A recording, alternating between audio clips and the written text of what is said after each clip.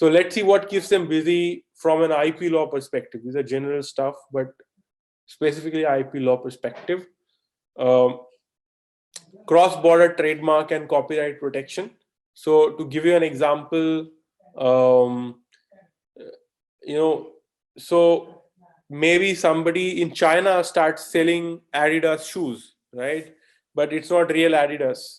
And so Adidas in the US, Germany, India have to now figure out how to stop this thing from crossing the border, coming into India or coming into any other country, because they may not be able to enforce the IP in China, or maybe they'll be able to enforce it in China. But cross-border trademark and copyright protection has become very, very important, because since somebody may start selling a product in some other country from Ghana or wherever, and they'll manage to sell it online and make a dent in your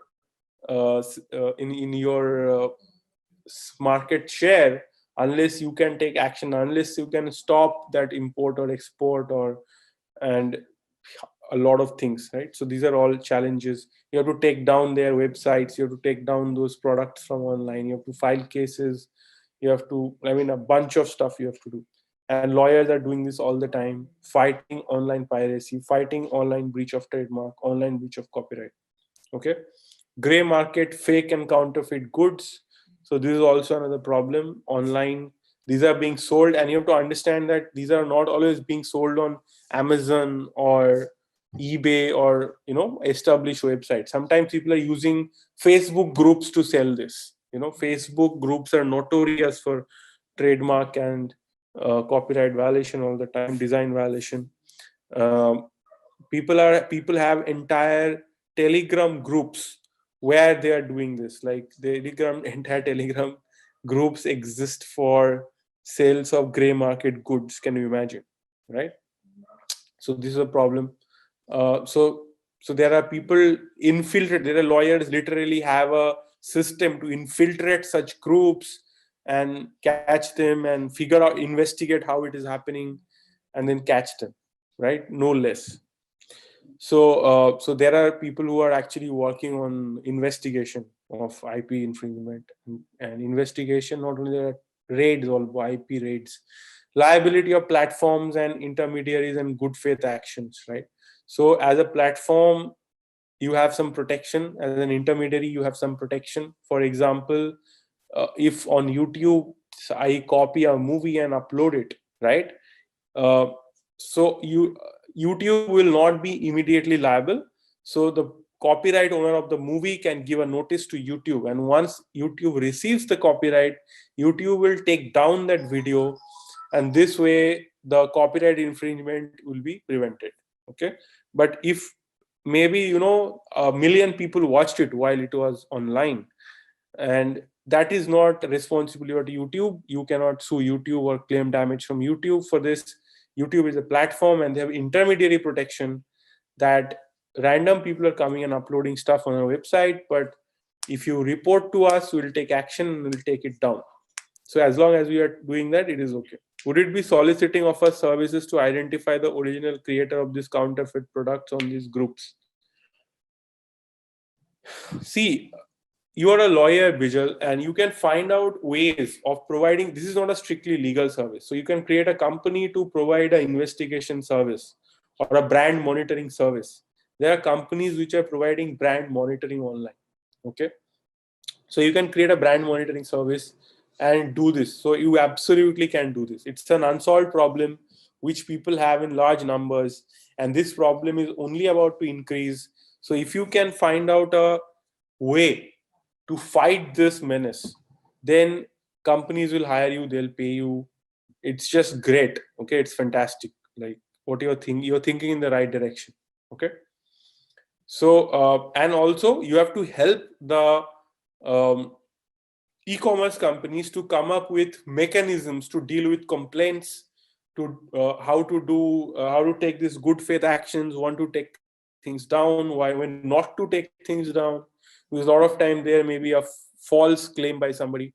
So you have to develop a mechanism, and you have to have qualified people in your team who can understand proper claim and a false claim, and differentiate between them and take the right actions. Okay. Registration of new e-commerce brand, as there is a brand explosion. So today there are a lot of brands out there which did not exist. So I give an example of coffee. So what is the one brand of coffee that you know very well? We'll come to online reputation management also. So what is one brand of coffee that you know really well? Starbucks. Okay.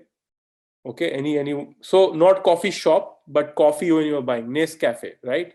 So Nescafe is very famous. Brew is also Nescafe's brand, I think. Right? Brew also is Nescafe, from what I remember.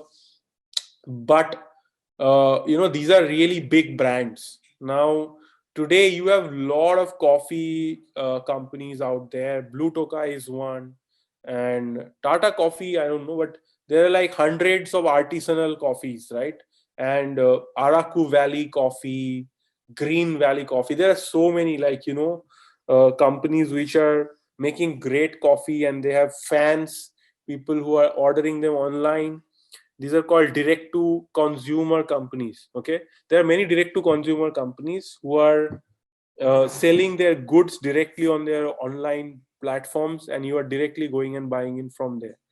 So and this has happened in the last 2-3 years. It started in the US with a company called Dollar Shave Company. Then there was a mattress company called um, there's a mattress company called Casper's, which was very famous, and they did a direct to consumer. They started a direct to consumer thing. Earlier it was like, if you want to sell something, then you go to the supply chain. You are a producer of something, maybe you're a manufacturer, maybe you are the brand, and then you sell it to the supply chain. So it goes to a stockist, the stockist gives it to a distributor gives it to a retailer, and this is how it spreads into the whole market, right? But that is not happening anymore. Okay. Now you have actually people who are directly selling it, bypassing this entire supply chain, and they're directly selling it on, and they're directly selling it on some kind of website, or they're selling it through other channels like direct email, on LinkedIn advertisements, Instagram advertisements, Facebook advertisements. And as a result of this, they are able to reach the consumer directly and bypassing the entire supply chain and saving a lot of money in the process. So they are very attractive. Okay. So because of this, what is happening is that there is an explosion of brands. There are a whole new set of brands. Earlier, there used to be one big brand or two big brand or five big brands, but now you have like so many different brands which are coming up. So can you think of any direct to consumer brands that you see a lot of advertisements of, or you purchase something from them? Vadam tea, yeah, very good. Vadam tea. Even I have seen this. I bought this. Very good, Diksha. Anybody else can think of a direct? Wake Fit for mattress, Sleepy Cat for mattress, Acom candle. Right, very good. So we are getting somewhere. So these are brands you can see all the time. There are advertisements running on Beokoof brand of t-shirts and other stuff, right? My Protein. So these are direct to consumer brands. Now what is happening is that where there was one brand, now there are 100 brands today. Okay. So you have so many brands. So now all these brands, when you are on internet, you have to register yourself. You have to have your trademark registered. Otherwise, other people can simply copy you and you can't do anything about it, right? So whenever you have all these online businesses, they have to register their trademark. It is very, very important to protect themselves, right? So there is a brand explosion and e-commerce. These are all e-commerce companies, right?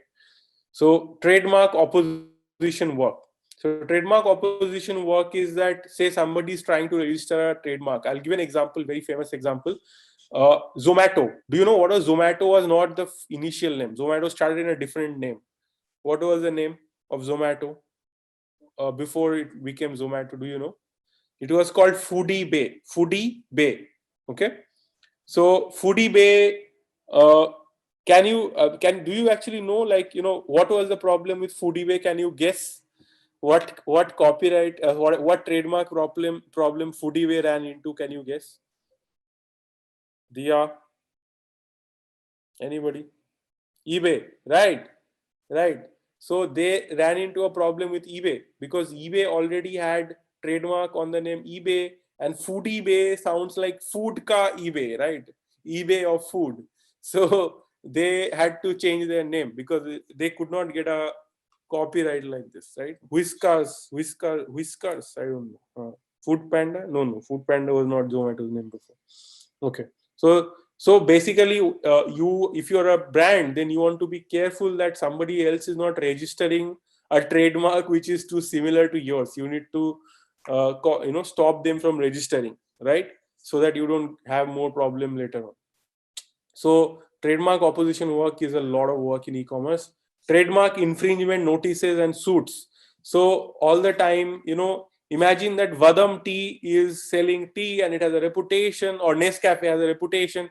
All the other companies decide whenever somebody searches Nescafe on Google, I will run an ad using the trademark Nescafe. So can I do that?